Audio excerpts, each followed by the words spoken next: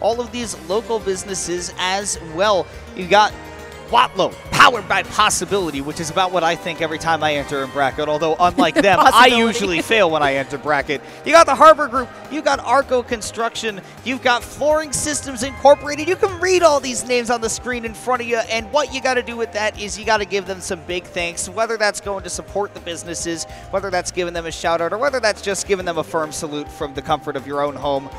You're watching this tournament, and it would not be possible without them. Yeah, once again, big shout outs to them. And of course, Boeing as well. You can build a career in next generation aerospace products and technology. All you got to do, scan the QR code. They have job opportunities all across the United States and also the world as well. If you want to head on over to different parts of the world to work for Boeing, they can make it absolutely possible. And they've given you a handy-dandy QR code. Yeah, if you're right an there. aerospace engineer, I'm sure you know how a QR code works. So go ahead and scan that. And also go ahead and get yourself signed up for Get On My Level, the Canadian Fighting Game Championships taking place in Toronto, Ontario. That is in Canada, of course. July 21st to 23rd. And you can use the code here for $5 off this weekend only. And if you're going to travel out of country for any tournament, and if you want to stay in North America, this is the one to go to. Because I said this earlier, I went there last year. I did not regret it. It is a tournament that I badly want to go back to again, and I will probably see you if you go there. Absolutely. Once again, but don't let that discourage you from going. Shout outs, though, to Warp Zone 2 as well. You got all of these awesome games that you could be playing in the Clarion Convention Center in Joliet, Illinois, here, happening July 29th and 30th. Midwest has some amazing regional tournaments, some amazing TOs too. I know a lot of the regionals here have great entry numbers, so make sure you, of course, support the Midwest. Head on out to Warp Zone 2, and maybe we'll see you there. They got a heck of a good list of games there as well. Love to see some love from Project Plus, and love to see love from you all in chat. All of you giving us some love here in the venue as well. It is already an amazing start to this weekend, and it's only going to get better as it continues on. I do believe that we are going to be going to a break shortly, but then when we come back, there will, of course, be more Smash Ultimate action ahead of you. That's going to be all for me today. It may be all for you as well, Lyric. They've already gotten me Well, twice take today. us out. Take us out, then. Thank you guys so much for watching, but don't go anywhere. We got some more crew battles heading up for you guys right now. You care about a clean future. And so do we. More clean ingredients today. And more recyclable packaging tomorrow. Purina cares here. And here.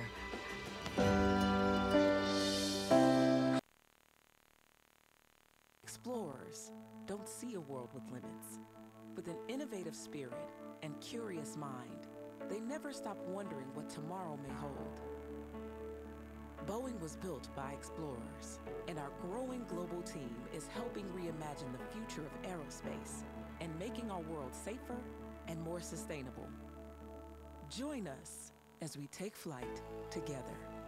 Find your purpose at Boeing.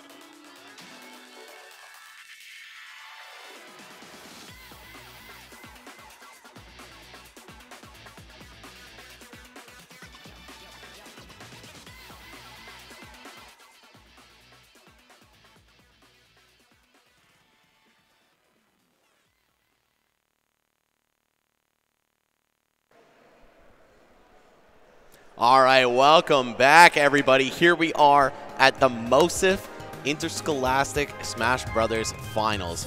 We're down to just 3 teams left in the bracket. It's been quite a crazy road for these players over not just today, but the entire preseason leading up to this. And we're going to be getting to the losers finals. Marquette versus Hickman. My name is Max Ketchum. I'm joined by 9-Hole Grains. What's going on, man? Been too long. What is it, 5, 6 years now at this point since the last time we worked together? Goodness me. Yeah, it's been a really long time.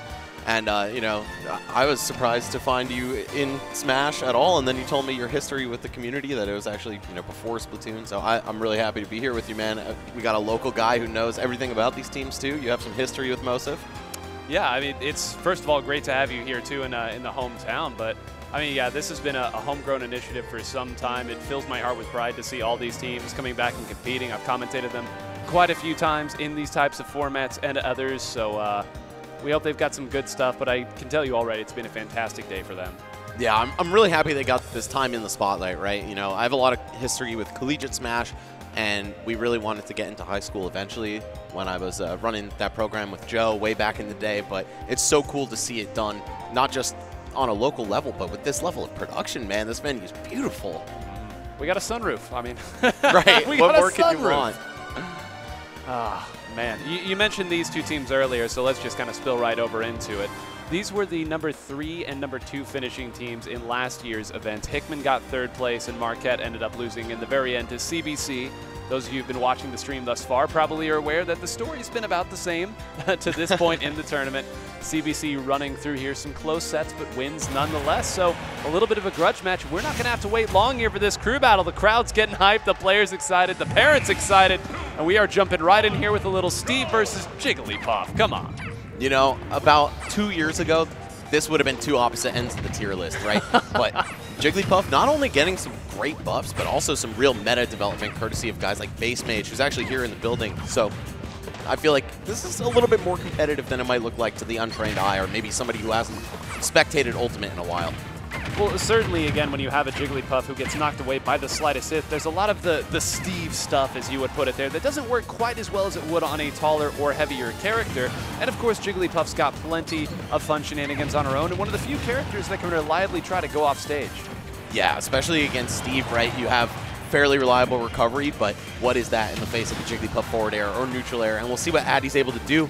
Can't convert the offstage into anything. I think maybe the TNT providing a bit of a fear factor. Just, hey, I'll chill on stage and wait for you to come back to me. And so far, that plan has been working out quite well. Oh, no, misses the recovery to the ledge, though. Things are starting to look pretty good for Addie. Wow, all the way off there from almost center stage there. I know it's a Jigglypuff back air, but we'll just go ahead and toss the puffball off the other side. Why not? Here, 0-0, a fresh start between these two. And you can hear the crowd cheering, the parents, the classmates, the teammates, right? Hey, let me hear everybody make some noise if you like Marquette. That was the entire roster. Why not? Hickman, you guys are excited too, aren't you? Shirley? All right, we'll only do that once, I promise there. As we see a neutral air clearing it out there. We laid it out earlier for you folks. Jigglypuff can go all the way off and stuff out hitboxes to make Steve's life so difficult on the recovery. And now just a couple aerials suddenly, 30%. We've got some setups potentially into rest. But really, Addie has found the pace of this game after a rough opening. Yeah, it's looking like Wolf is starting to feel the heat, right? Swinging a lot of these forward smashes, saying, please, at all costs, I need to get rid of this stock. And even if you lose this match, no matter what, one crew is going down by a stock coming out of this first game, right? You want to just make sure the margins stay small, keep that to one stock, as a deficit for your team or as a lead in this case. Let's see, though, Addy starting to rack the damage up and push Steve to the ledge, but no, Wolf is right out of there. Yeah, going again with the fishing pole there, maybe just a little bit too overzealous to try to close out on things. And, you know, this is the tricky part there. What aerial do you come down with as Steve? Once you go straight up, you know Jigglypuff is going to be able to outmaneuver you and come forward here. So how do you come down? Wolf made a pretty good decision earlier. A big roll there just past the Enderman. So slimy and getting away. Oh, detonating the TNT with down smash. Trying to escape here, but actually finds himself in the corner and on the receiving end of a back air as well. Addy going to take the first game here for Marquette, puts them at a 1-stock lead.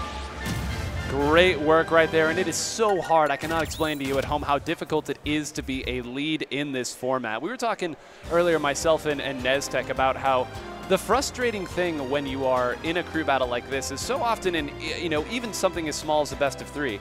If you are really kind of getting your teeth kicked in, but in the back half of the game you figure something out, you go to the next game, you can apply those. You don't get a chance to apply anything that you learn here.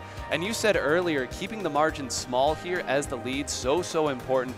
Great work there by Addy to close it out, but now comes Addy's actual work. I would say you have met the standard of what you're supposed to do as a lead. Now is when you start adding the gravy and really earning your pay. Exactly. When you're batting 500 in this format, that's when you take 3 stocks, right? So Addy certainly has already pulled his weight, but you want to take that 1 extra stock, right? Carve a path out for your teammates to have a more easy victory than they would otherwise. But that said, Hickman, very strong school. We've already seen them throughout the day, right? They went to losers round 1 after a tough meeting with CBC. Those two teams were the top dogs coming into this before the seeds got randomly reshuffled. So they're just on this path of vengeance through the losers bracket. So far, though, Marquette, they're setting the pace in their favor. Yeah, Marquette, I think, again, a lot of people would have penciled it as one of the better teams here as well. Certainly returning a good chunk of the roster from last year. And, you know, one thing that I have enjoyed about Hickman as they've gone through this bracket is they're willing to throw their kind of vanguard at you very early. Tabe, a really strong player. Toxiboy, I would say probably the 2 finest players on that roster. They will toss them out number 2 and bank on them running through players, getting a big lead, and then in the back half they can start to use their counter pick advantages against you. So I like that strategy. It's a little more aggressive, I think, than some of these other teams.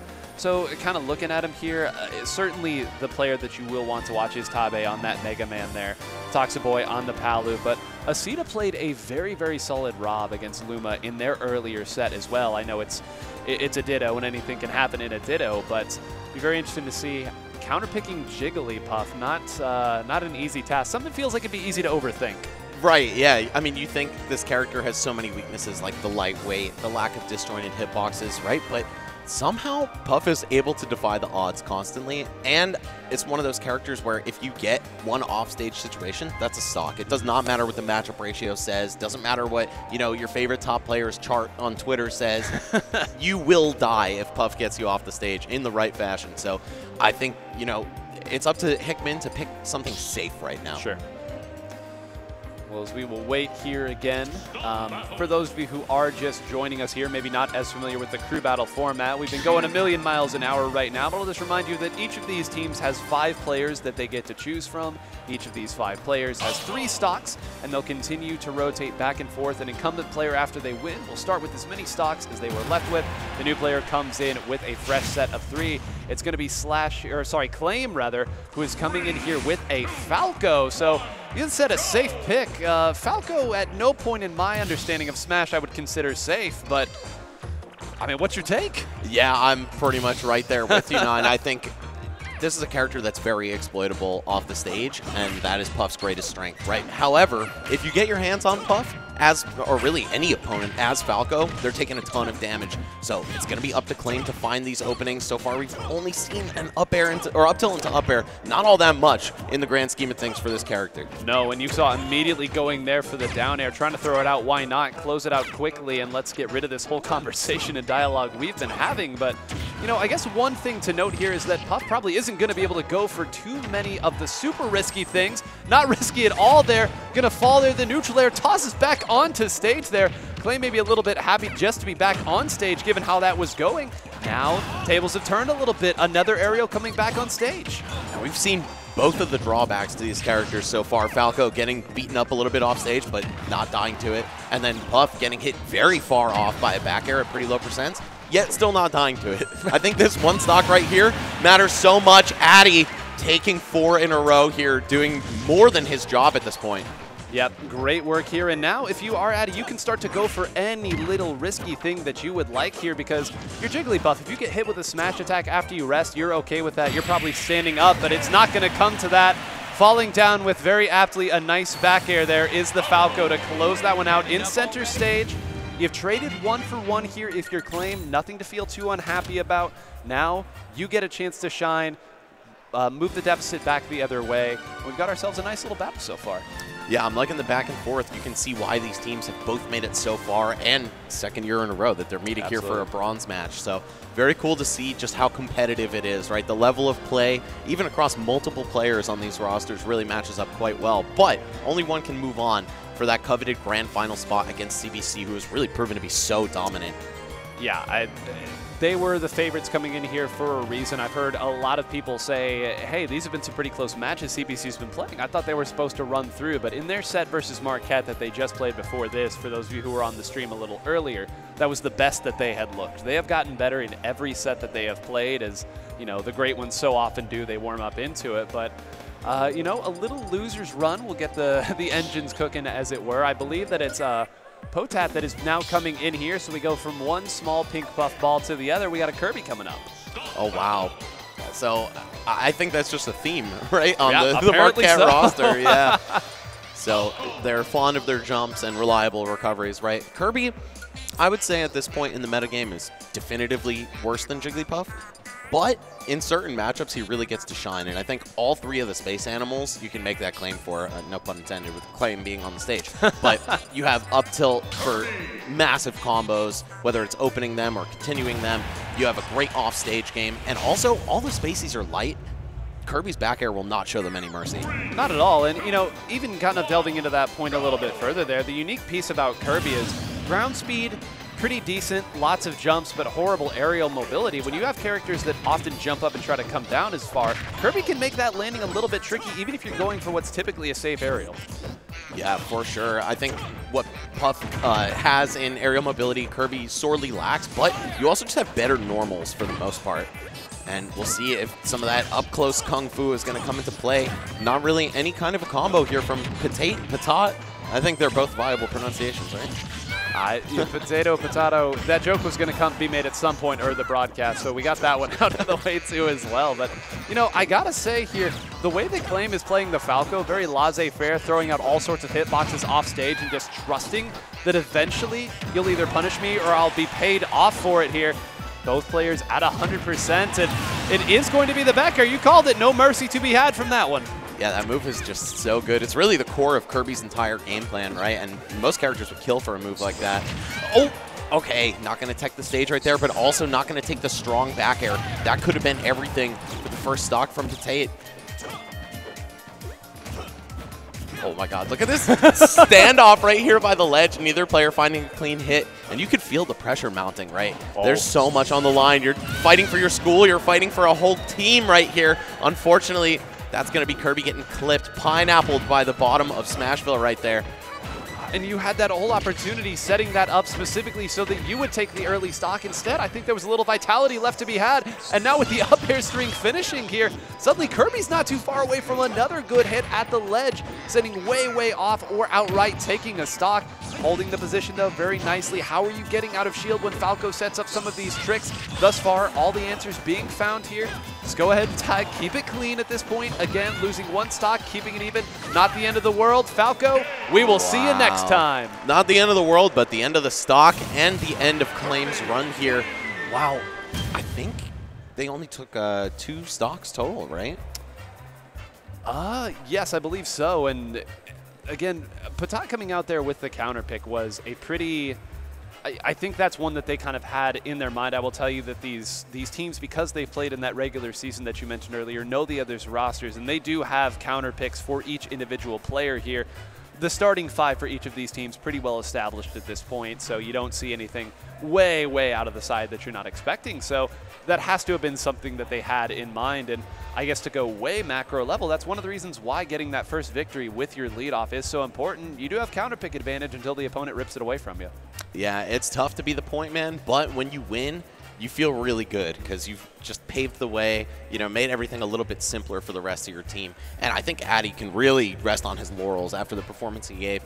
And that said, I mean, Patat still looking great here, taking those 2 stocks off claim with minimal resistance. The 2-for-1 trade, right? I mean, GameStop dreams of being able to do that to their customers, right? Oh my goodness, they're not one of our sponsors, folks. We can Yeah, go ahead. that's why we can rag on them. Yeah, we can do that here. Sorry, Chu, if that was on the laundry list. We may have just hurt you. Yeah, the Marquette players are waving at somebody who is way off there in the back. You got to love the energy that they have here in these teams as they are trying desperately to decide who they want to pick here. They are, again, just dancing around here, making cheers. They've been calling for their own gritties at certain point, which is a sign of the times if I've ever seen it, certainly. And we finally will have a player approaching the stage here, and we'll have our next match here for you shortly. I'm liking how they're taking their time deliberating over the counter picks, right? You have, I don't know if there's a hard time limit, but you've got a while, right? There's no reason to rush into it. And in a game with so many characters, almost 90 like Smash Ultimate, every single second spent deliberating over that matchup is worth your time. You want to make sure you have the maximum advantage, not just in terms of character to character, but also player to player. And since there's history between these two teams, they probably know who matches up well into each other. And let's see if Hickman's able to deliver on a win now that, you know, the opponent is Kirby, right? Not a great character overall. Definitely weaknesses in many matchups, particularly against sword characters. And just taking a look at Hickman's roster, they have a Game & Watch. Oh, wait, but that was Wolf who also showed the Steve already. Yeah, never mind. And Claim already changed it up as well here. So, you know, the interesting part there to kind of build on what you were talking about is some of these characters that you will see in a crew battle may have 70 bad matchups, but if you go into the one matchup that's fine for you, which you can do here because the opponent only has 5 possible characters in the game, you don't care how many matchups they lose, you just need them for the one matchup that they're fine for. And we are getting to the point now where the big bad wolves are going to start coming out here. Not the character, of course. I don't believe we have anybody playing that. And not the player wolf either. Not the player wolf either. That one already went fast. But you're going to start to see some of these really, really heavy hitters come out. And because of how these teams have kind of front-loaded with some counter picks, they're going to be able to save the heavy hitters for the end. And frankly, that's how I enjoy it the most here. It is Asita who is going to be up there, Rob player. So you want to send out a nice safe pick to go in against a Kirby. Rob stuff kind of works on most characters. Yeah, I think this isn't a character that really has losing matchups, in a severe way at least. Obviously, there are some characters who have a slight edge over Rob, but it's hard to just feel like you're at a disadvantage naturally with the character. But Kirby does love fighting big bodies, right? Rob, certainly above average weight and very much above average size. So we'll see what Patat is able to do. Asita, though, like you mentioned earlier, a close bout with Luma earlier today. I actually watched that while I was taking a shower to get ready to come here. And I was impressed, man. I think I've just overall been very impressed at the level of play from these high school students, right? Most of these guys are not even aspiring professionals. They don't go to local tournaments, right? I think we're like 4 or 5 names I heard that do participate in kind of the mainstream tournaments outside of school stuff. And it's really cool to see that, you know, there are so many resources out there to get good. Yeah, so many, and a vibrant scene too. Again, we were joking earlier that we have to tell people not to run locals here in St. Louis at this point because there's just so many people who want to play all the time and get good, and that's on top of a schedule of Smash Fests and work and whatever else you're doing. But the quality of player has risen dramatically just in these past few years. And speaking of quality here, Patat already stacking up 90. Rob's off stage here. This is a little scary there. You set up those back air walls, and it's not so easy coming through. Yeah, especially when you're such a big target, right? You're going to take a lot of collateral damage just trying to move around your opponent's heat checks that they just throw out, hoping to discourage you from moving in. Sometimes they'll actually catch you and deal damage. So, oh man! Speaking of, almost getting caught by that down air, but just the upward hitbox on Final Cutter going to save Patat here. And I think there's just so much to be said for Patat's level of play if he managed to get 1, maybe even 2 stocks off Asita here. Yeah, you can see there at the top here, you've got only 9 stocks left for Hickman. So every one of these, you have to start to consider a lifeline. Yes, you know that your best 2 players are waiting later on, but you would love to make their road as easy as possible and at least give them a fighting chance. And finally, waiting and waiting with that back air, closing it out there. You know, eventually someone's going to drop shield a little bit too early, going to get taken off. Kirby probably would have gotten taken out 20% earlier if we're being frank, but now is where it's really interesting because if Vegeta holds on to this, we're back to an even game. This damage is going to start to stack up here a little bit more. Kirby jumping out, that's dangerously close to the top of the stage. Yeah, hold on, 9. We might be looking at that even stock count really soon. I mean, Rob, we've said it multiple times already. He's heavy, right? He has that good durability. That could keep him in the game, and the down air is going to do just that. Asita showing why he's one of the anchors for Team Hickman right here. Evens the score up, and now this is anybody's game. Oh, this is beautiful. And, you know, one of the wonders of this format, too, is that 125% that was just taken now resets all the way down to 0. In one of the earlier sets, we kind of had this conversation about if it's a 2-1, but you take 9/10 of the other person's stock, you can usually feel good about that. Not in a crew battle. That stock now is a totally fresh stock here, and you did all of that work, couldn't close the deal. There's no permanent thing. It's like you're playing a roguelike here. Now you have to restart again at the very bottom. Yeah, it's like all-star mode in Melee, right? You pick up the heart container right after the match, suddenly you're healed to full.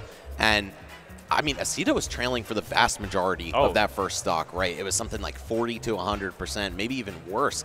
But just being so difficult to land kill moves on, having that natural survivability courtesy of his weight. Rob is a great character for this format because holding on to stocks is the name of the game. And the ability to take stock so quickly as well. Even a character like Kirby who has so many jumps, Rob has so many ways to poke. You throw out a back air to get them to drift away, then you go ahead and shoot your lasers, then you go ahead and throw the gyromite, and now suddenly even a character like Kirby is forced to go very low, and eventually that big down air going to hit, found it there. I don't even know what percent Kirby was at. It didn't matter, frankly, with how few jumps there were, how many resources Rob had at that point. Yeah, even if it's like north of 30%, you're probably not coming back from that. Spikes are brutal in this game.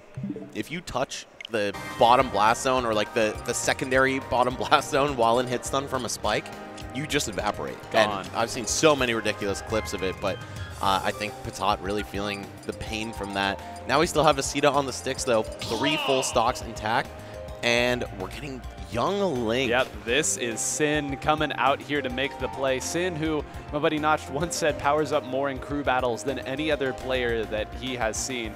Sin is one of the big bad wolves that we talked about earlier here. I would say Sin 1A and 1B with Shadow's Ike in Cloud. So we'll see here what this Young Link is capable of against a character like Rob, a master of moving and making it difficult for characters to land. But Rob, one of the characters that has a lot of great landing options and a lot of mobility in the air. But if that damage stacks high enough, it's going to not matter how much options you have. Yeah, so far the damage really going the way of Cynical, but hold on. Suddenly finds himself off stage and almost taking another down air. That seems to be Asita's calling card. Lot of damage from the projectiles. Finally going to break through, getting that up air just for some good damage. And we see Asita once again, very high percent, on the verge of death. But will you be able to close the door on this stock? That is the big question. Yeah, and one thing that I will say to Sin has been such a patient player as well. I mentioned you, well, okay, I say it there and toss it out on the shield. I think that had to have been a slightly different drift there to try to close it, and instead really off of one opening, one slightly overzealous up smash, all that work that you've done goes away. And now Asita, who is just perpetually spawning at 100%, it feels like, now back in a comfortable position. A couple more hits here to knock off all of these hits, going to do just that little bit more. And I'm still not really convinced that Sin has found a great way to close out these Rob stocks. If you're going for down air out of shield, that may be exactly what the problem is. Yeah, Young Link, one of those characters that has such a potent combo game, but when it comes to finishing a stock off, he does kind of suffer, right? I mean, you can't have everything. Projectiles, combo game, small stature as well, which is a huge blessing in this game. But we're going to see the forward throw finally finish the job. One of the best ways for Young Link to get a stock off you. You're constantly living in fear of these projectiles, these sword normals. You're going to put your shield up, sometimes for just a little bit too long. And see, this is the part again where we know that Sin is going to be able to stack the damage. The question always comes here at the back half of this stock. And something that I'm really noticing here, Sin really absolutely feasts on characters that don't have sort of an aerial that can box the opponent away, where you're forced to use sort of a more honest defensive resource to try to get out. Sin has all of those sort of on lock in terms of how he's setting up his pressure, but Rob can just tap you away, and that's all it takes to get out of those situations. Suddenly, we're looking at Sin on the verge of losing his second stock already, though. I mean, he tacked on so much damage as soon as the Cedar responded, but I think we're just seeing the same problem. It's so difficult to land a kill move here. Gyro, oh wow, getting out of there with the Tarzan swing on the Zaire. Oh, and a spot dodge down smash, almost enough to do it. A little help from Town and City, though. Hold on. Little help may have gone the other way. A brutal pile drive. One of the just most painful looking throws in the entire game. And suddenly, Sin, who you brought in here to rip this back in your team's favor, now staring at a deficit here. You would absolutely love to close it out here, but at just 102, you have to imagine Aceita's stock probably has a good chunk of life left. And 9, like you were saying in the last match, it doesn't matter how much damage you do to your opponent. You just have to get the stock, and this 140+% that we're looking at. Oh, okay, never mind. I was going to say it could all be for nothing, but no, we're going to see the up smash out of shield from Cynical, tying things up once again. It's so back and forth between these crews. If he gets on stage and lands a big combo and finds a good way to finish it in time, we could be looking at things swinging back into Marquette's favor. Yeah, starting to pick up on a City, getting maybe a little bit roll heavy. You will see Robs do that. We have the berry here. What's the follow-up? Not going to be able to close it out there. Go for it again. Let's do the exact same defensive option, but you can't get away for a third time. Not enough to close it out here, but you still have to find solid footing. Somehow clinging to life after that up air, courtesy of Town and City's strange boundaries for sure. And now we see the 140 on Cynical. Will it matter, though? Oh, yes, it will. Okay, the down smash. Lingering hitbox at the ledge. Going to clip the jump and keep Hickman in the lead here, or rather establish their first lead of this set. Yeah, this is now a firm lead here where you can say we now have the counter pick advantage going into the back half, and now it is decision time here for Marquette. Unlike Hickman here, who, again, they've gone with the same 5, but they at least have a roster. There's only 5 people on the roster here for Marquette. It is going to be Matt.C on the Steve, or Shadow, who can go with either the Ike or the Cloud. I don't know which character was locked in here. We've seen both used, both certainly piloted at a high level. But now it is decision time, and it's just one side or the other. Steve, Sorty. I think you got a lot of good options here, right? Ike and Cloud, 2 power-hitting characters, great at spacing their opponents out, and at least in Cloud's case, pretty difficult to counterpick. You did say Shadow was probably the best player on the roster, right? Yeah, I would say in terms of just achievements in and out of crew battle, yeah. Right. Yeah.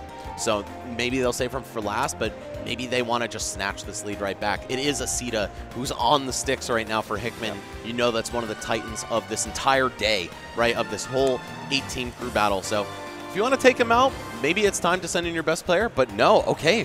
We're going to see Matt.C step up. Oh, wait. Sorry, I'm trying to read the back of his jersey. I saw an M, but no, it doesn't say Shadow. Yeah, it is Matt.C that has come up here as well. So here we are. They are saving the beast for the very end of it here. I mean, listen, it works in relay and track and field there. You put your fastest runner at the anchor position, and they'll make what they will out of the situation, but this an absolutely pivotal piece of it here. If Matt.C is able to quickly and cleanly take this stock, or actually take it as dirty as you want, as long as you don't lose your own stock here, we're now back to what's essentially an even game, and you now will force Hickman to decide if they want to send out Tabe or if they want to go with Toxaboy here. Because again, they have saved 2 of, again, their assumed strongest players for last year, so it's going to be a mountain to climb either way. And I think throughout the day, we've really seen the value in having alternates, right? Just because this is such a counter-pick heavy meta, if you only have 5 players like Marquette does, you're not really able to take people off guard unless you have to dip into your secondaries. And that's what we're seeing right here from Matt.C. He's going to go with the Pit rather than the Steve that we see on the roster and that we've seen throughout the crew battles today. Kind of a risky play, but I feel like this is at least a surprise factor, right? You probably don't know the matchup against Pit as well as you do against Steve. He's much less common in the metagame, and he's still quite good. We've seen, from Zachary over in Japan, just how good this character can be, and he's got some great low% bread and butters. Unfortunately, going to get cut short right there, but Aceita might be feeling the pain if we see, say, a down tilt opener, maybe even down throw. There's a lot of stuff that can happen. Yeah, well, I mean, you talk about pain there. It doesn't feel like Matt.C has landed here for the last 10 seconds of gameplay, narrowly avoiding it here, and finally forward tilts off there to find some more footing. You talk about the bread and butters here is now suddenly it's getting very dangerous and very precarious. Pit DIing properly to the left there, but again to the left. The chase is here for Aceita. No fear. I think he's feeling himself. I would say so. I mean, how could you not be after going on such a tear? Asita, yet another stock, only taking 40 in the process. He might even be good for another one if he keeps this up. Yeah, again, everything that we said earlier about Young Link sometimes struggling to find a kill option there. Pit has a couple more here, but they still often come from aerials where you're sort of banking on your opponent dropping shield. There you fall with your orbiters there. You know that's exactly planned for this type of matchup, but now the percentage is good as even at this point. And suddenly we're in the exact same position. I don't know that Matt.C has found footing really for this entire match. Yeah, I mean, he drew first blood, just getting the first 2 hits of the game, but since then it's been all about Asita. Wow, and another stock gone. 40% seems to be the pace that he is taking each of these at. I think Rob's good to live at 120 for sure. So if we see the clean sweep here from Asita in this match, I think it's as good as finished in Hickman's favor. I would agree here, and you can see even at 117, stone cold on the face there. Inside of that player came Asita showing no emotion and hasn't blinked for the past few minutes here. Again, gonna take a little extra damage here, but a berry here at this point in an aerial off stage, anything can happen. There's the berry, the up tilt, not able to close it out there, patiently going back, a wacky exchange, and again, no way!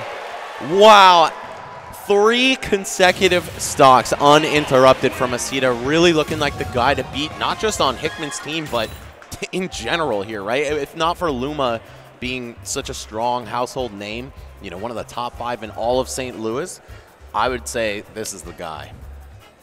I would be hard-pressed to argue against you right here. I mean, this is, when you go into a crew battle, you have a number of players where you kind of pencil in a number of stocks for them, right? You say, all right, your monsters are going to take, we'll say 6, right? We'll say 6, maybe 7 if they're feeling themselves, don't get counterpicked, whatever it may be.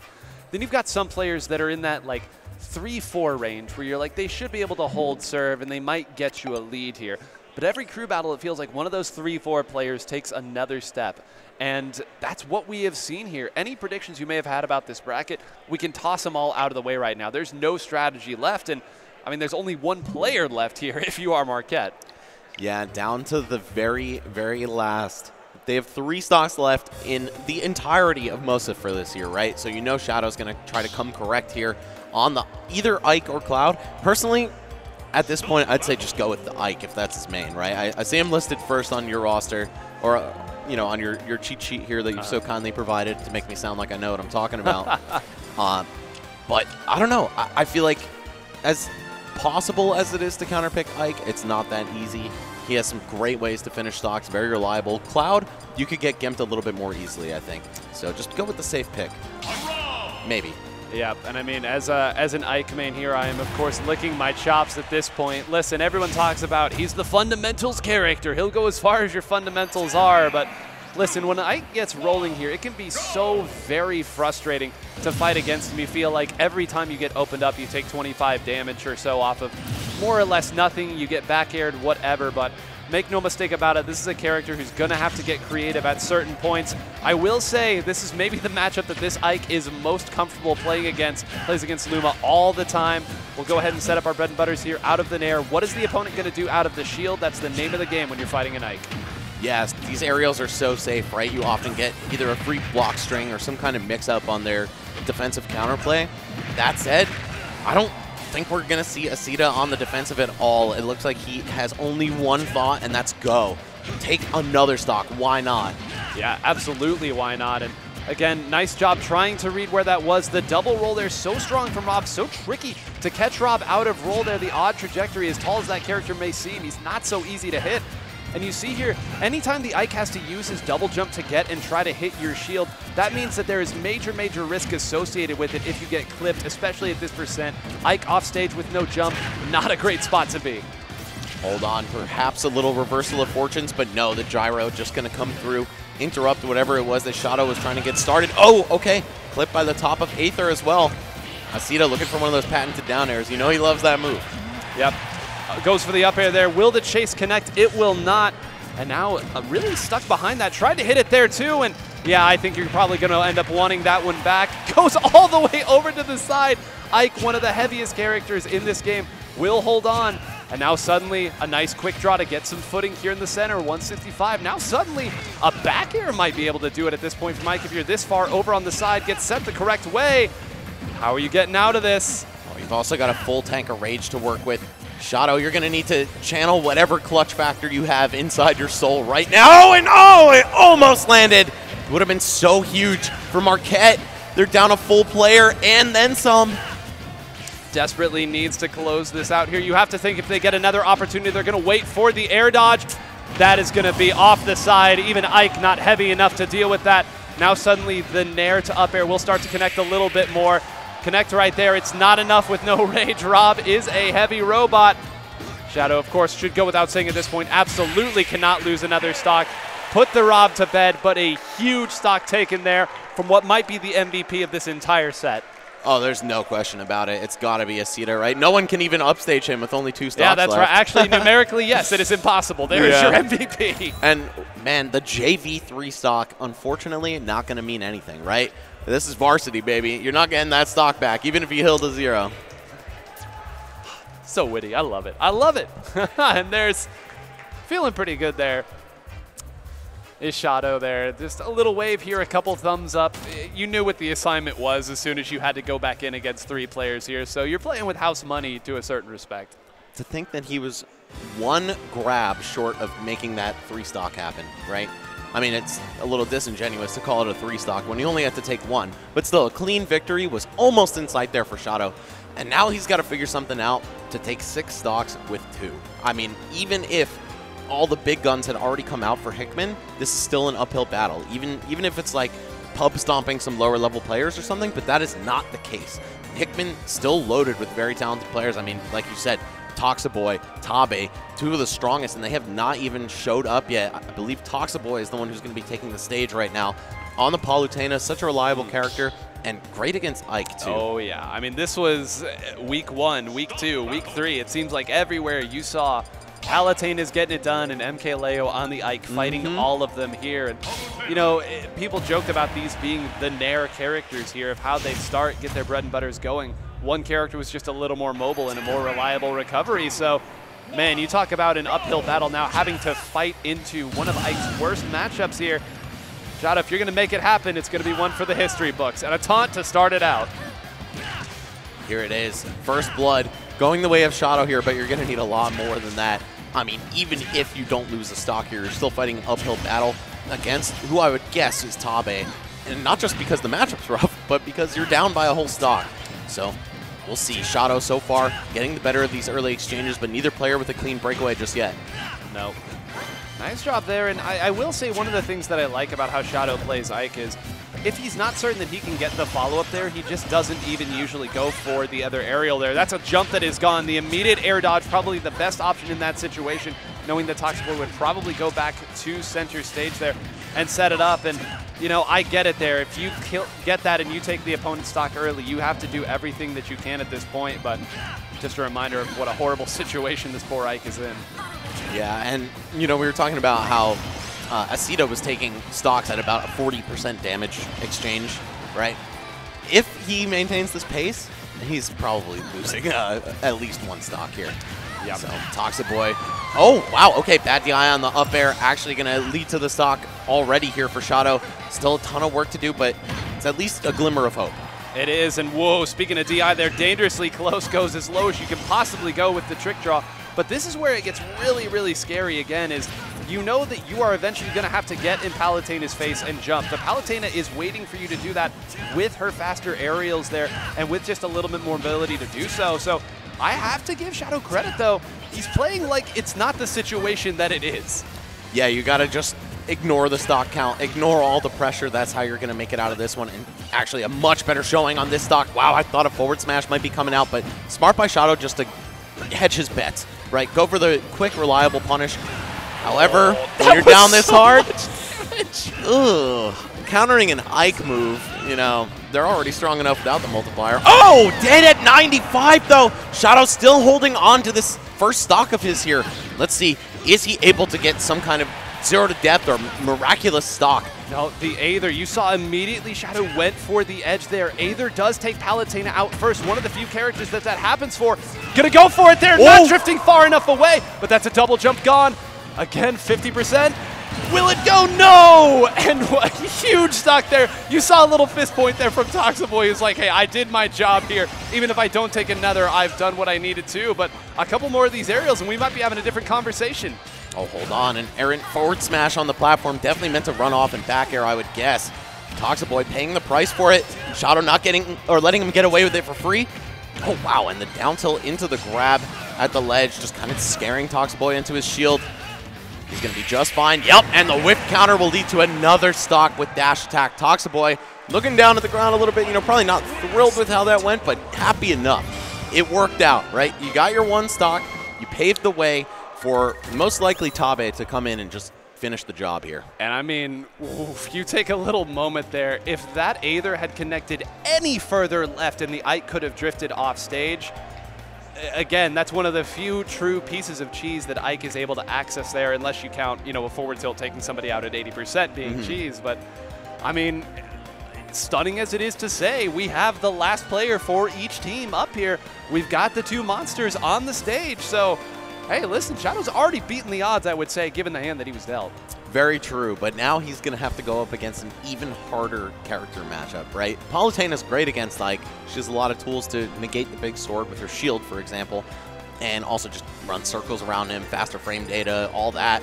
But Mega Man is a character who can really put Ike on ice. You almost can't move around those lemons and metal blades sometimes, right? You need a double-digit amount of frames to get all your aerials out with the exception of back air. So when will you find the time to even get your offense started against this character? I don't know. But the way that Shadow's playing, he knows he has his team on his back, his school, his teammates, all their parents and classmates and everything, right? So if you can rise to the occasion, and also if your opponent crumbles under pressure and you're solid under it, then, I've seen crazier comebacks than a 1-3. Yeah, that's the real, where things can start to get out of hand against a character like Ike, or really any of these heavy characters that have launcher into aerial, launcher into aerial, over and over it starts to feel, I think, maybe worse for you than it actually is. You get hit a couple times, you're at 60%, and suddenly you think it's all falling apart. It's not yet. Take a breath here. Yeah. You have plenty of stock left to play. Tabe, of course, a true competitor, probably not going to fall to some of those old tricks here. And here we are, folks, the very final players for both of these teams here in the losers finals. A taunt to start it off, and let's see if the improbable comeback can be finished. And let's hear it from the crowd for this last game between these two schools here. It's been such a treat to watch them so far. Love the energy in the building here as well. And this is where it gets, I think, very frustrating too. You kind of called it out, so I'll build on top of it. Because Mega Man can trade damage with you so frequently and so easily, even if you start to, again, play what is now here an equal game that Shadow is maybe controlling. You talked about the damage exchange rate earlier. Cannot afford to take too much damage in the early stock, and certainly can't afford to be losing your jump that early. And he's already down in terms of percents. Hold on, a quick two-piece, gonna put him right back in it. That crash bomb stuck on him though. Aether takes a little bit too long to complete. Stuck off stage, finally finds his way back to the ledge, and actually to terra firma right here. Hold on. Oh no, didn't want to go all the way out there to challenge Tabe's recovery. Oh, and there it is. Okay, Shadow. One stock and one chance to do it here. Yeah, I'm actually a little surprised there. Tabe's gotten caught by that a couple times now. You think that's one of Ike's main thing is just put that aerial as low as possible. So, again, if you're getting caught by that a couple times, may be lowering the guard there as once again, Shadow manages to find a way back. Again, if we get to even stock somehow, suddenly the Aether comes back online. And again, lowering the shield at the wrong time. Eruption of all things coming out there. Very lucky to not be punished. Lands just a touch short there with the aerial. Can find again. Shadow's recoveries have to be so good with Ike to get through on Mega Man. Yeah, for real. This is a character that can be exploited off the stage, but you would never guess that watching Shadow play. No one's really challenging him out there, and for good reason. You don't want to trade with Quick Draw or get scooped up by Aether. It could be death. Oh no, the neutral are going to come through, but no follow-up. Ah, man, and you could tell Shadow really wants to get his hands on this Mega Man, even after one lemon attempting to punish, and that could be bad. A really rough spot to be. Perfectly timed air dodge to get to the stage at that point, but how are you getting down there? Landing just barely. It goes through. A back throw to the top edge. Ike too heavy. Will fight it out at 183. Desperately wants to connect here with the Nair, and Tabe knows it. Trying to bait it out and work from every single angle. Working back, the back air is going through. The Metal Gear is already out. Go ahead and toss it forward there, running through. Yeah, Oh, even no Mega way. Man's done. Can Shadow actually do this? Has run it all the way back. Will go to the ledge. Aether, oh my god, Tommy. Starting to get just a little bit overzealous there. The damage slowly but surely starting to climb. Coming over here on the edge. Jumps out of shield. The back air just enough. And Hickman pulls it off, but just barely. Just barely. That was way closer than I would have guessed after some of the earlier matches that we saw, especially after the tear that Asita went on. Shadow doing his best to keep it close, and he did just that. The fact that he was able to bring that to a one-stock situation, extremely impressive. I think that bodes well for his future in Smash, right? Like, you are a clutch god. Out here playing Ike in the year of our Lord 2023. Are you kidding me? And earlier when we told you that first stock that was lost against Asita's Rob there, I know that that seems like it was 3 or 4 games ago, because it was a couple of games ago, frankly, but we said that was big. And when we looked up there, you could see Shadow looked more angry at losing that stock than the end of the crew battle there, because can you imagine how that last game goes if there are 2 stocks in the tank for Shadow? Anything could have happened at that point. He was clearly playing on a level, I would say, above his opponents, walking through the best that Hickman had to offer, but that's why every single one of those stocks means so much. He almost took 3 of their top dogs out. That is insane. And yeah, I gotta agree, 9. That stock against Asita was what decided the crew battle right there. The next 2 matches were almost just filler, right? It was like, man, if he had everything, if he had 3 stocks going into the second to last player, if he had 2 stocks going into the last player, that could have been crazy. Oh boy, so I have been told that the production is hitting a new level here, Max. Something that you know, a player that is a player that is famous, infamous, whatever you will say, Tiger Boy is going to be doing little MC work here for you folks. So we're going to be searching for the nearest handheld microphone that can be worked around. So everybody running around here desperately trying to find something, but all the players will be getting an introduction, which, I mean, if there was ever a cherry on top of what is a beautiful ice cream sundae of an event here for these high schoolers, to have somebody call out your name here as you go take the colors for your team, it's got to feel great. Makes you feel like you hit the big time. And honestly, seeing what sanctioned high school esports looks like, it's hard not to feel like you've hit the big time out here. We're here in a beautiful venue, beautiful city. I was saying it before, man, I love St. Louis. First time here, and I'm extremely impressed. Honestly, if I was rich, I'd buy a condo here or something. And just Rent is hugely cheap here. That's it's, true, but two, it's 2-bedroom for $750 a month. Wow, that's actually pretty good. Yeah. Not too shabby, but I'm happy that our humble city has, you know, you do, of course, such incredible work all over the Northeast. You've got a few tournaments that you run. I mean, that's the understatement of the year. So I'm glad that, you know, when praise comes from you, it means something to us. So thank you for gracing our humble city in the tournament thus far. Oh, no problem. Thank you to Chu and the whole team for bringing me out as well. Honestly, so happy to be here. Scholastic Esports, definitely a big passion of mine. Something that I wish we had back in our day, right? Oh, God. Man. A totally different world, my friends, right now than it was back in the Stone Age, right? When we were in high school. Don't need to be, given our age out here. It's higher than, I don't know actually, but it is incredible, again, the opportunity that these players get to, again, do this now for 3 years. I mean, you can letter now in Varsity Smash Bros. How crazy is that? This is literally a varsity program. I mean, you know, us gamers, we had it rough growing up. When I got off my Brontosaurus at school and then just got shoved into a locker for being a gamer. So it's great to see the changing of the times, right? This is now something like very cool and desirable. So, yeah, I'm just super happy with the way things have developed. And our grand finals is almost upon us. Tiger Boy with his portable mic is almost upon us as well. But I'm really happy that this is going down. It's just like something that brings a tear to my boomer eye. Let's see.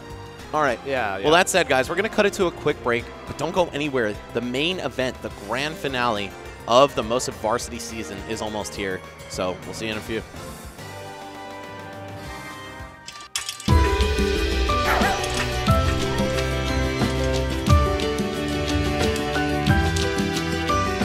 You care about every detail.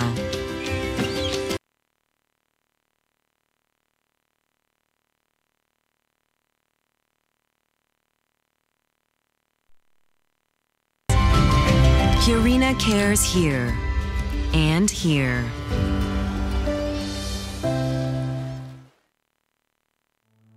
Explorers don't see a world with limits. With an innovative spirit and curious mind, they never stop wondering what tomorrow may hold. Boeing was built by explorers, and our growing global team is helping reimagine the future of aerospace and making our world safer and more sustainable. Join us as we take flight together. Find your purpose at Boeing.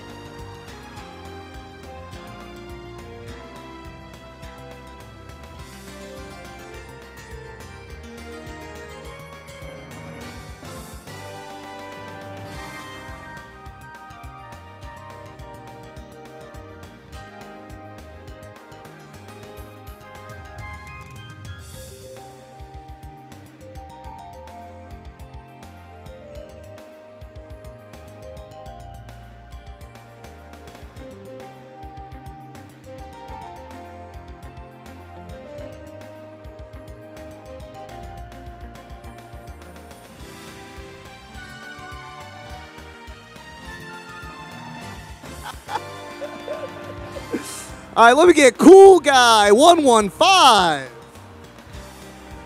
The biggest nest in the building. How you feeling? Hi, Mom. A mother's boy. We love that. Let me get Kid Nobi to the stage. Kid Nobi, how you feeling? I'm doing great, doing great. Doing great. Love to hear that. And we got In Your Head.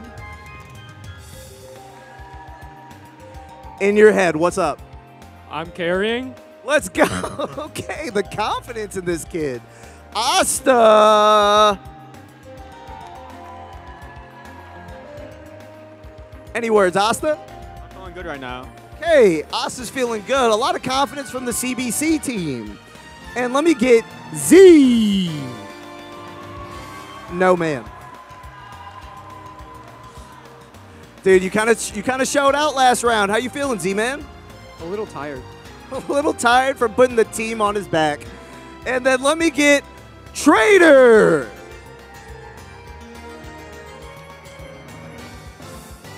What's up, Trader? Good, man. Feeling great. Feeling good. All right, so give it up for the CBC Cadets. And their rivals for the state champion bout, we have Hickman. Let me get Asita to the stage. The first player from Hickman. How are you feeling, Asita? I'm feeling good. We're ready for the rematch. Ready for the rematch. Let's go. He said he's ready for the rematch. Let me get Toxie Boy with the PJs. Toxie Boy, how you feeling? I'm feeling great. Ready to smash. Ready to smash. And Odd D-Man to the stage. How you feeling, Odd D-Man? Feeling good. I'm ready to win. Let's go. Okay. Now let me get Tabe.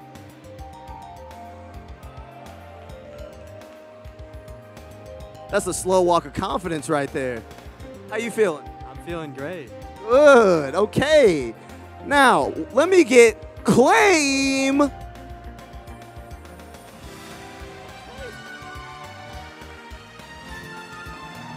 All right, Claim, state finals. How are you feeling? Tired. We got a lot of sleepy boys on stage. And then up to the stage, let me get Wolf.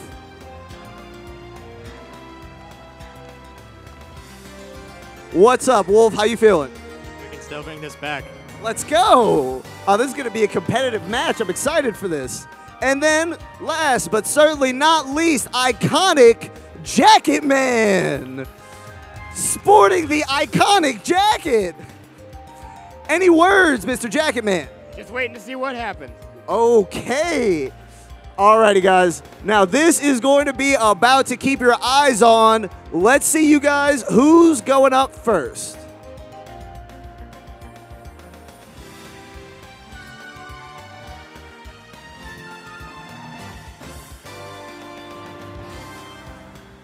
Who's coming up first?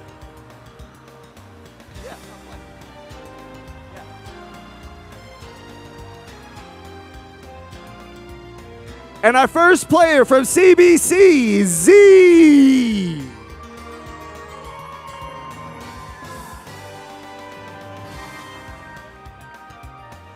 And our lead from Hickman, who? Clay.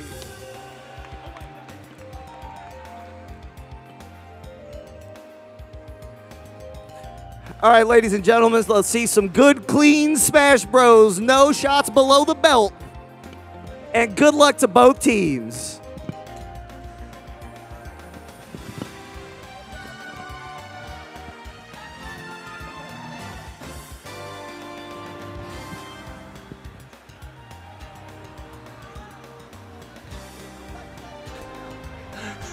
I've tried so hard to regain my composure, and I simply cannot there. Incredible quotes. No shots below the belt in Smash Brothers here. Fun aside, welcome back everybody to the MOSEF 2023 Varsity Standard Smash Crew Battles Grand Finals. 60 teams, 8 regions, starting out 7 weeks of pool play, working into a playoff into today's top 8, and we are now left with only 2. On one side, the returning favorite CBC, on the other side, Hickman, who lost to CBC in round 1 of this event, the very first thing that we streamed when we booted it up today. They have made the longest possible losers run, and boy, are they hungry for their next attempt. I mean, they've had so much time to warm up, iron out the game plan, right? Just get things going. But it all comes down to this, Nine. We could see a 2-set grand finals if Hickman's able to pull it off in the first one. You know they're hungry for that revenge. They fought so hard to get here. So many teams had to fall to make this happen. And you know what? No matter who won that losers finals, we were getting a run back. It was Marquette that played CBC in the winners finals. And Hickman, like you said, in round 1, the very first set of the day. But a lot has changed since then, right? It's been 7 hours. It's been a long time. It's been a long day for these kids. When the kids said, I'm tired, they were not joking or hamming up, or maybe they were. But if they were being honest, we would believe them here. They've been playing a lot of Smash Brothers today, getting excited for their teammates when they're not playing, which takes just as much energy.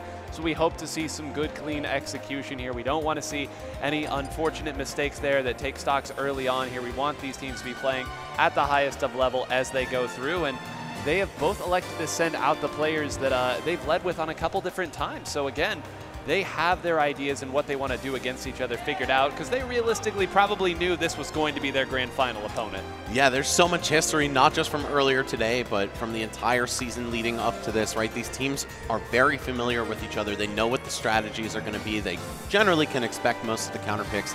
And I'll just point it out, in the match earlier today, it was really leaning on Luma that allowed CBC to get out of this one clean. They were down, if I'm not mistaken, in the earlier part of things. Hickman seems to be maybe the better overall roster, right? They're a bit more well-rounded, but CBC very top-heavy, courtesy of having one of the top 5 players in the entire region at their disposal. So we'll see if that's enough to get them through once again, or maybe if the rest of Hickman kind of cleans it up, they chip away at Luma gradually over the course of 2 players maybe, and then they might have a shot at taking everything here. So we'll see how this all shakes out. Of course, there's a lot of Smash to be played, not just a 5v5, but potentially a run back.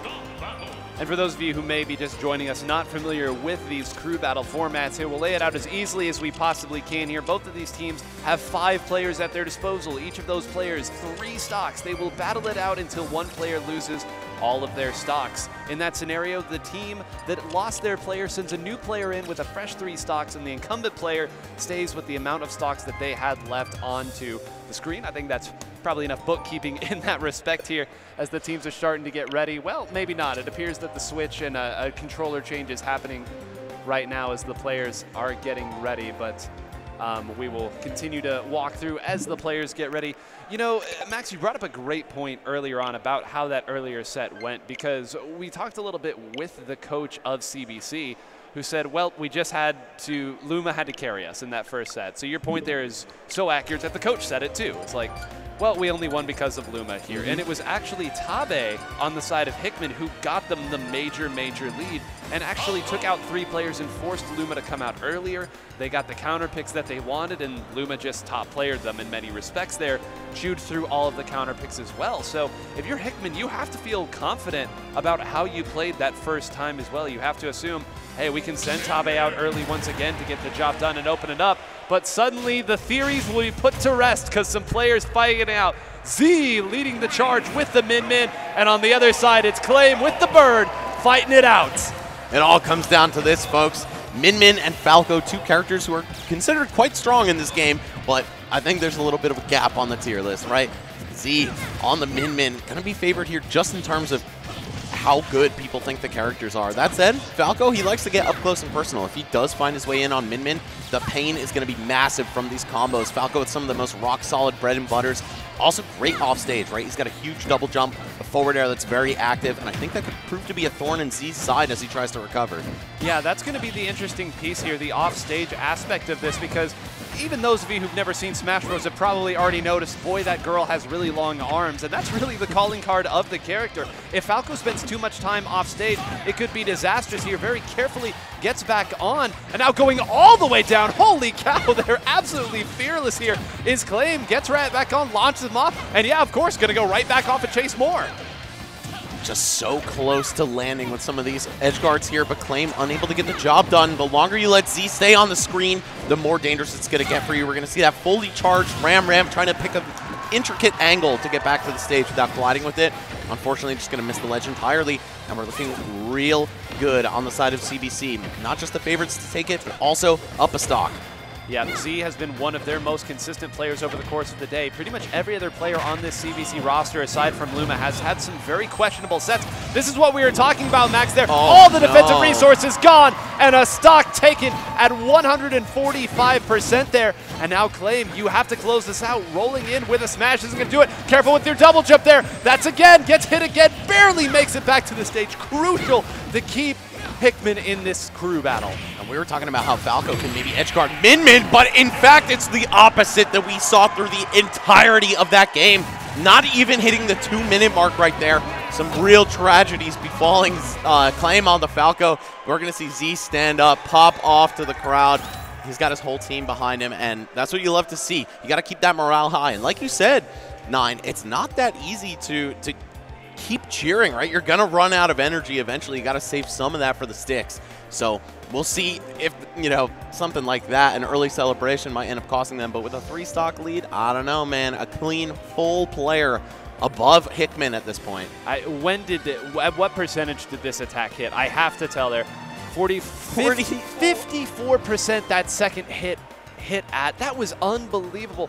Y'all, that was basically an even game for 95% of the game, and then 2 stocks just evaporated. We said earlier, Falco, if you're playing around off stage here, even with all the recovery options that Falco has, it can get pretty dicey at a certain point if you have a character that is equipped to take people off stage. And I mean, there might not be a better character in the game than Min Min at that. Right, you probably don't consider her an edge guardy character because she stays on the stage for most of it, but boy, she will edge guard you, and especially if you have something like Falco Phantasm, right, where you have no disjoint in front of you, no real variance to the angle or the travel path that you're on. It's just easy pickings for a character like Min Min. She throws those super long arms out. There's no way you're getting back if she plays her cards right. And my, oh my, I mean, the decision now for Hickman, all the more important there. Who are you going to send in? You are a full 3 stocks down.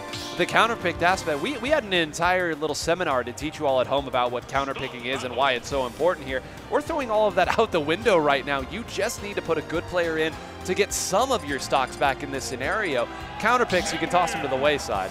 And Min Min is very difficult to counterpick, period, right? You might think a character like Fox or Captain Falcon, who has a lot of speed, good offstage presence, good combos, might be the correct answer, but no, I mean, you saw right there with how easy it was for Z to exploit Falco off the stage, right? The same could be said for Fox, but it's going to be Asita, who is really one of the heaviest hitters, if not the heaviest hitter on all of Hickman's roster, so you can tell the pressure that they're feeling being forced to put this player out so early. Yep, absolutely well said right there. Asita, the MVP of the last one, and Asita maybe have completely forgot at the start there that Z-Man didn't have to toss any stocks there, was holding still a little bit, already at 61% and counting there, 66%, desperately trying to land. Z has not gotten a hit yet, 81% and counting here, and this poor Rob, which I can't believe I'm saying, has to use every single projectile simply to get back to center stage, and even that is only a fleeting piece. Yeah, clearly not enough to get his feet planted or his burners, whatever they are. But, okay, hold on. Asita getting something started, and we've seen this player make comebacks, right? He'll get beaten in the very beginning of the match, but then he's unfazed by the amount of damage he has. All right, cleans up the stock off of Z here, but no. Quick retaliation immediately off the respawn platform, just finishes the stock with a back air, but hold on, I'm getting a little deja vu here. You're gone, no way you're making it back. Asita on the verge of making this comeback for his team. Hickman down horrendously at the beginning of this, but suddenly they're right back in it. There were 20 seconds of continuous cheering there from the audience there. One school, then the other school, then the other school again as haymakers are exchanged. This is going to happen again, albeit a little bit slower here. 50%, no percent right now on Z-Man. And finally, Asita will fight back to center stage, get a little bit more footing, and can maybe start to get some of these Rob B&Bs set up. 32% near the edge, but Min Min now a lot harder to pin down than you might suspect. Oh no! No way! Neutral air into side beat! Oh, okay, barely hanging on, but can you make it back? No. Yet again, the same exact exchange on the other side of small battlefield right there. Asita showing what he's made of, showing why he is one of the strongest players on Hickman's roster. What an amazing game. Putting this team all the way back in this. They were down 3 stocks, a whole player, and now it's just 1. Yeah, I mean, this is... I cannot tell you how important it was that that match went about the way it was. Sure, you would love if Asita somehow managed to hold on to those, but we're getting greedy at that point. To take 3 stocks from the opponent who just 3-stocked your teammate and only lose one of yours, you can almost consider this self-even. And now we see Kai step up here, the Cloud main, going up against Rob in this center. This is a matchup we've seen quite a bit. 2 very, very popular characters here. And again, 2 heavy hitters from these respective teams. When Kai is on, and I should note here, even though Kai has been playing exclusively Cloud today, has a lot of different characters there. A true flex, I think, had 5 different characters listed, so we'll see. But when Kai is on with that Cloud, it can get ugly for opponents. But we don't need to advertise Asita any more than the gameplay has shown thus far. And plus, he basically had a highlight reel in the last set against Marquette, taking, I want to say, 7 stocks off of them. Their 3 best players, essentially, is what they ended up running through just with Asita. All right, well, here we go. Kai, I mean, he's put up some numbers even just today, but of course throughout the duration of the season, definitely a huge asset to the CBC team. But can you stop Asita before this run gets out of control? If he traded 1 stock for 3 right there, you know he's looking to do the same exact thing. He's happy to take 1 death if it means eliminating another whole player. Oh, and here we go, folks. 2 absolute dynamites going at it right now after 2 incredible matches here, essentially trading almost even results here. Asita gonna go ahead and grab that. Yeah, get it off the stage here again. You can tell they're so focused here. They're forgetting the crew battle rules. We'll wait it out here. A taunt from both of them, charging the limit there, and we are off to the races once again. Love that, going for the cross slash with his back turn, right? Most of the time you're gonna expect Cloud to land with back air, but now you're mixing it up with a 3 or a 5-hit move instead, right? It's going to be so much more difficult to parry that. Hold on, though. Asita already forcing the limit out of Cloud. You have to think, if he didn't get a little bit of charge at the beginning of that match, he could have been looking at a stock loss there. I was going to say, that double jump had to come out awfully high to close it out here. Even more hits. This is the Rob stuff, Max. Earlier you said this is one of the best characters for crew battles because of how consistent it all is. How's about that? A back air to close it out there. That'll work at any percent. Yeah, having such a reliable recovery, great combos that are pretty simple to land, right? That can work in a pinch, take stocks at any percent almost, and also just that weight, that durability, so good for Rob. And we're really seeing Asita make this character shine. That said, there's a Rob on the CBC roster too in the form of Luma. So, I don't know, man. How many stocks can Asita take is the question right now. It's looking like potentially a second one. Yes! The down air, another spike for this player. And against the limit break live hazard as well. I mean, forget that. Asita's only been hit 3 or 4 times at this point here. Wait, do you have No way! Oh my god, almost lost it again. Get back off the stage. Oh, We're gonna try it again. Clipped. The double jump is there, but that's not going to be enough. Charge! No! Oh, and the limit pinging, signifying the death bell tolling for Kai right there. So unfortunate. And you just have to think how much momentum has been sapped from CBC after winning the first game in such a big way and then losing the next 2 back-to-back. But it looks like there's only one man for the job. It is Luma rushing to the stage. No hesitation. Before we even get through the replays, CBC knew who they were going to put in. And that's going to be Luma with 3 stocks versus Asita's 2. Obviously, in terms of the head-to-head matchup here, Luma is the favorite, right? He's established himself, traveled to so many major tournaments, so many local tournaments here in St. Louis to sharpen his craft.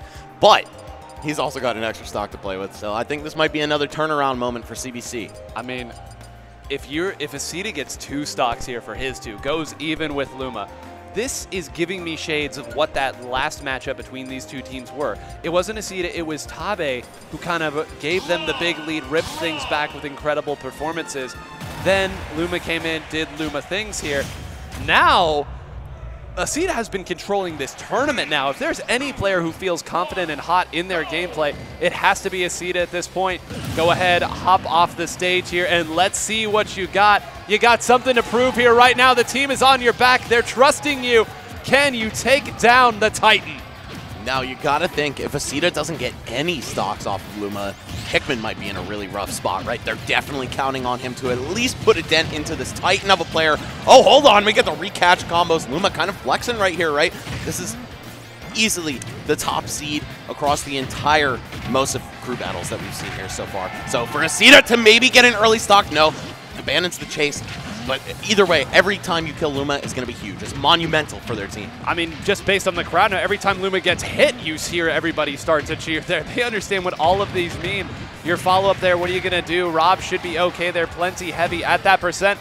Luma going to duck out there. This is where the Rob experience really comes into play. You know exactly all the different ranges you can take. Perfect recovery, and then to fade a little too far. There's some fist pumps by the crowd. Luma doing what he came to do.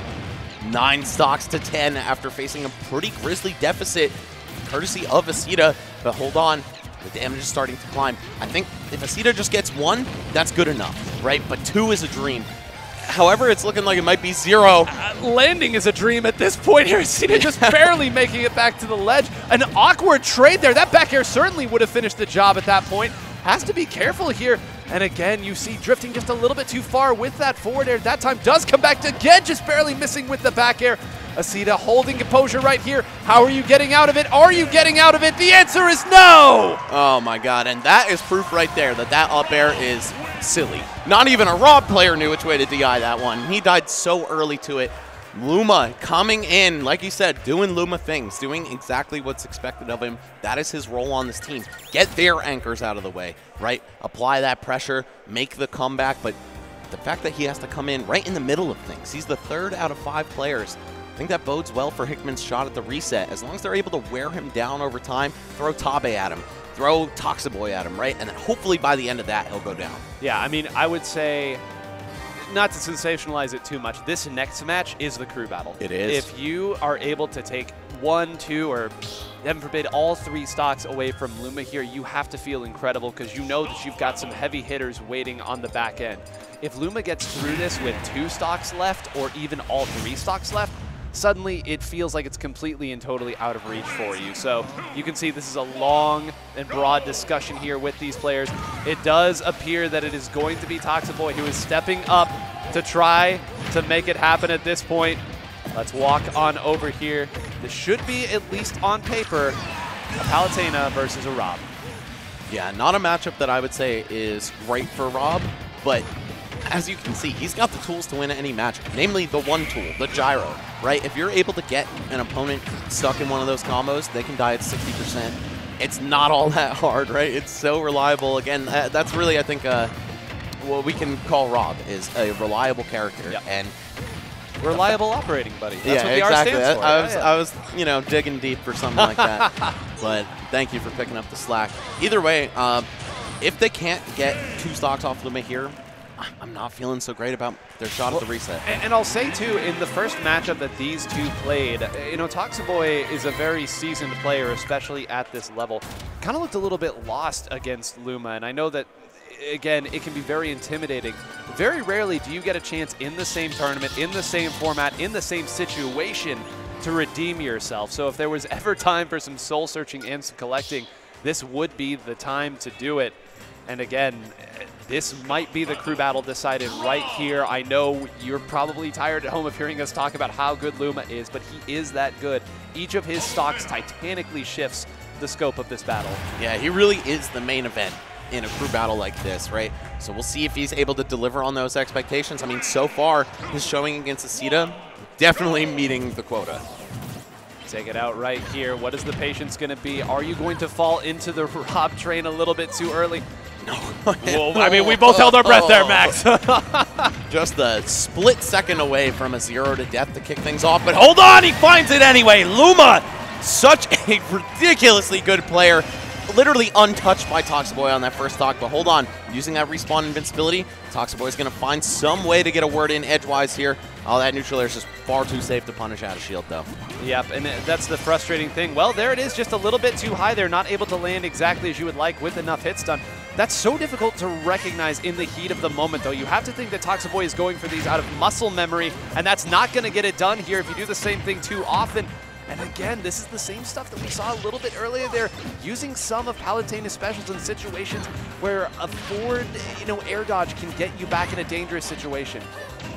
Stuck on the ledge, though. Hold on. Oh, never mind. Not even interacting with the ledge. Luma using Rob's very versatile recovery to just skip up and over and get a counter hit instead of being stuck in a bad spot. Oh, no. Reaching for the up smash, but you're going to pay the price. Yeah, Rob's back air does almost 20 damage, by the way. So you got to really pick your spots carefully when you're juggling this guy. It might look easy because of his large stature, but it is not. And wow, the air dodge read to boot. Luma knowing that the up tilt to up air wouldn't link there. So he just took his time and found another way to get it done. Oh my god, are we going to look at another 3-stock here? It can't happen again, not like this here. You have to close one out here to give the rest of your teammates some sort of chance. Luma may have gifted you one there. Baited out the air dodge, not able to punish it here. You can see the difference again. Luma got the air dodge read earlier there. Toxaboy not able to return the favor. We're going to see a chase up at the top of the screen. That caught, there was a chance for even more, Max. I can't believe the way he reached up there, too, with the up B boost. No way. No way. Okay, the air dodge, once again, going to bail Toxaboy out of a bad spot. But Luma wasn't accounting for it, but he was accounting for that dash attack right into his shield. Extremely unsafe. The hard punish with an up smash to close it out. And Luma now 6 stocks for the price of 0. Are you kidding me? I mean, this is just what he does. It happened last year in very much a similar fashion, and now the decision is almost out of your hands here. You've only got 2 players here, and I mean, you would almost certainly have to send in your best player remaining at this point. What are you saving him for at that point? Yeah, and plus with Asita and Toxaboy already gone by the wayside, I mean, I think the pressure is going to fall onto Tabe here. Got to at least take something away from Luma before he just runs away with the whole crew battle. I mean, he is really proving himself to be a cut above the competition here. Also one of the top seeds in the main singles bracket for the rest of the weekend. So he's just cooking with gas. I don't know what else to say. Yeah. Okay, and yeah, it is Tabe who's going to be taking to the stage. We got a little robot war going on here. Mega Man is his character of choice. I think Mega Man is honestly quite a good pick into Rob, but you just have to be so precise. Mega Man is a constant execution test over and over again, and if you fail that even one time, Rob is just going to gyro combo you off the stage, spike you out of your recovery with no hitbox. There's so many things that could go wrong here, but also many that could go right. So we'll see what Tabe is able to do here. You know, it's whenever I watch Luma play, especially in events like this, he almost pilots his character here, his Rob, as if he has somewhere to be immediately after this set is done. Like, pressing forward so hard, and then just as you finally have reached that point where you're like, all right, he's just going to push forward to me, that's when he stops. It's just the immediate hit on the brakes. You throw out your move that you were going to use to try and swat him away or preemptive defensive action, and he's like, all right, I'm going to hit another down tilt. Let's just keep this whole thing going again. Guess right over and over and over, and then you can hit the ground. Then you have to outplay me, and it's, again, so frustrating to continue to do. But for him, it's just another day at the office. Yeah, I mean, most players have a style, right? You either fall into the bucket of aggressive or defensive usually, but truly great players know when to abandon that style and switch up the gameplay. Like you said, Nine, Luma will run you over to the point that you adapt to it and then immediately just drop that. It's like, oh, I'm going to completely shift gears, fitting for a guy who plays a robot. All right, player 3 has entered the battle. Lovely. You can see both of the players there just as confused as one another. Something has finally managed to stump both of our incredible players, and it is player 3 here. Get him out, Mash Sart, yeah, you quick. can do it. Okay, just enough time here for a fist bump now. As Tabe takes a look up at the screen there, takes a big, deep breath, knows there's a lot of work to be done, and the worst of it is right in front. Dude, I just noticed, by the way, on the character select screen, Tabe plays on Joy-Cons in the holder. Very interesting control choice. No, honestly. no! Oh, no way! Come on! Somebody put a stop to this guy less than 15 seconds into the match. And this is one of the anchoring players for Hickman. You're seeing just what having one extremely talented player can do for a roster. Oh my gosh, and now it's getting even worse. If he hadn't drifted that one back, that back here might have hit too. It didn't appear that Tabe had any sort of defensive reaction there. 76%. Luma just waiting. Go ahead, land at me with whatever you want. I have all of them prepared. A perfectly timed grab to finally do a little bit of damage here, but again, committing just a little hard to a grab on the ledge as well. Now you're back in Luma's game. Where are you going? How's about right into my up tilt there? And you know, Tabe right now, to be able to shake off that early spot to play a more even game, kudos to you for your mental fortitude. Yeah, you need to have that, right? I mean, just especially in crew battles, but in Smash in general, you gotta have a short memory for the misfortunes that befall you. We're gonna see a trade, but it's really not enough to get anything started for Tabe here. Hold on, though. Oh, I thought he was gonna read the roll with the up tilt. Just playing it safe, though, looking for a grab. Okay, reaching a little too far. Luma gonna miss right there, and suddenly he's in real jeopardy of losing a stock, but so is Tabe as we see the laser snipe him off the stage. At this point, I don't know, man. Hickman's hopes might as well be gone, but I'd love to keep the dream alive. If Tabe can just tap into some different energy right now, somehow find a way to take these stocks away from Luma and make it close. Yep, again, every Luma stock dynamically changes. Remember, Tabe was able to take 7 stocks of his own last time before Luma put an end to that run as well. So we know Tabe, an explosive player that can make a big run if given the opportunity. It's hard to make big runs on this character. Maxi's doing it again! No way. No way you die as Mega Man to that early? Oh, man. Almost maximum rage on Rob, too. But it's going to be Luma completely uncontested on stock so far. 9-0 KDA right now. What do you even say? What do you even say? I'm trying. I can't find it. I just watched you, like, spontaneously combust. I just, words over and over and over again that I tried to find there, and like, nope, nothing's coming. Nothing's coming out. Man, this is tough. At this point, you're 9 stocks to 3 in the whole crew battle, and 3 of those stocks belong to one of the best players in the entire state of Missouri, in the entire city of St. Louis, and you see just what he can do off of one hit. Rob is one of those characters, man. Every time he hits you, you're going for a ride, and you're not going to like where you're going. No, usually it ends up being the splats. Sorry, bled over there from what my other game that I talk about a lot is. The splash zone, I was going to say there on the end with much confetti and fanfare and 1 less stock for you. This is tough. All right, well, it's all down to the final player here for Hickman High School. There's 1 shot, and not only does he have to defeat Luma, he has to defeat 2 full players afterward. We saw the struggle that Shadow went through in the last crew battle, right? From Marquette, putting the team on his back, almost getting it done, bringing it down to a last stock scenario, but something tells me, Nine, that we're not going to see the same story here. I think that the safe money would be onto that here. As we get set for this final bit, I mean, at this point, really the question is just, is Luma going to get rid of 4 players without losing a single stock? Like, that's what I want to see first. Get 1 stock off of this guy before we start talking about anything else on that point. Well, I would love to see something happen here, right?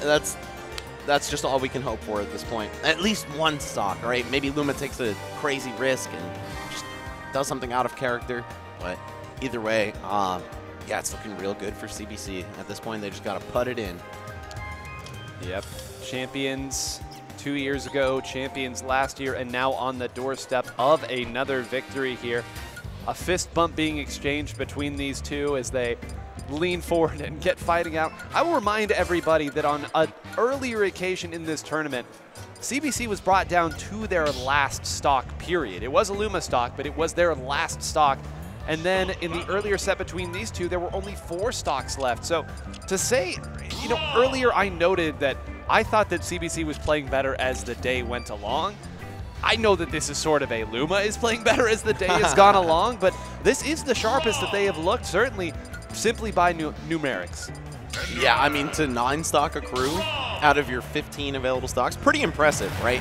But when you find out that one of these players took 9 and potentially counting on his own, I don't know. But Wolf, the last line of defense here for Hickman High School. Let's see what he's capable of. Steve, obviously a very strong character, the best in the game, period. and Rob's not far behind us. I was going to say, it's stiff competition. Stiff competition there, and just right there at the start, you saw a moment where Wolf was kind of looking for something, and Luma absolutely was not moving. No shot. He reached that way earlier. He started the grab on that side. I don't believe it here. Everything, all the answers, so many good decisions. And right now, Wolf has to find footing once again, close this out. Doing well so far. That's a Rob off stage. There are some options here for Steve, but needs to close it out before this gets even more out of hand than it already has. Yeah, this is not too bad, all things considered, right? 90 to 130, it's a pretty close fight so far. Oh, and not punishing that whipped up smash could cost Wolf quite a bit.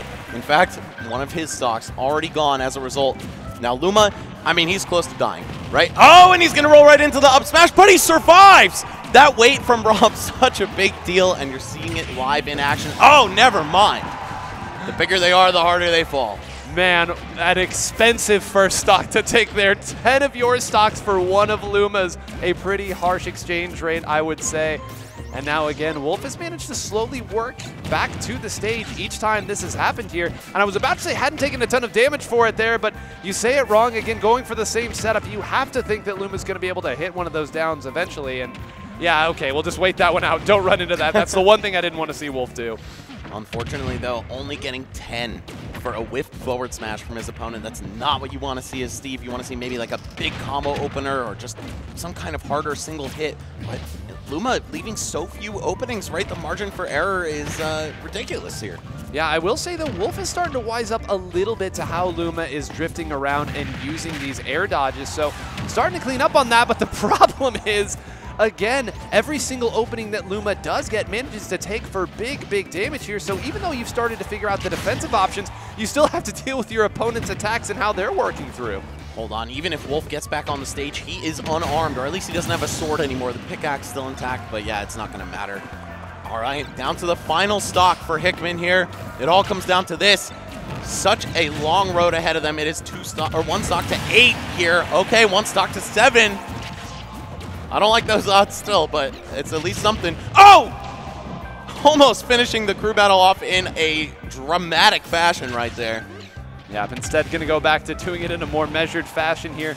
We'll space you out with some aerials and use the gyro to get it done as well. Up tilt, up air, does it do it? It does! And CBC once again will be your champion as they storm the stage to hug their behemoth of a beast of a Rob. Luma putting the team on his back. 12 stocks for the price of 2. Pretty incredible stuff. And again, that just shows the value of having this one strong player on your team, right? And I think as high school esports continue to develop, the infrastructure continues to build, we're going to start seeing teams make some more aggressive plays to get some really strong players there, right? We're already seeing it in the collegiate space with certain teams that are just really, well-rounded, right? Outfitted from top to bottom with strong players. It's a little harder in high school because obviously it's based on where you live. Sure. But still, I think we're going to see the recruitment process kind of ramp up over time.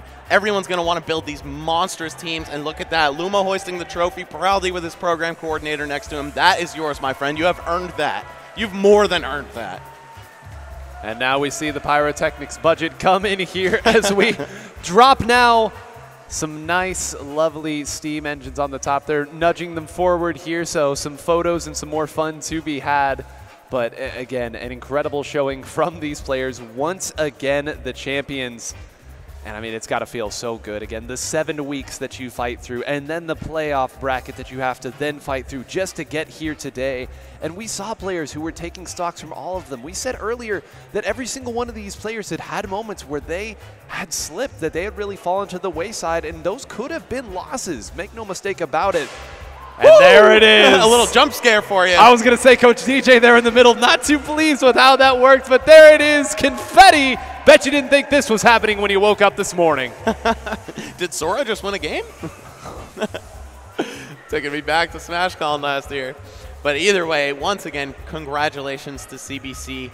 Also, great job to Hickman High School, to Marquette, to everyone who made it this far. To make it into the top 8 is no easy task.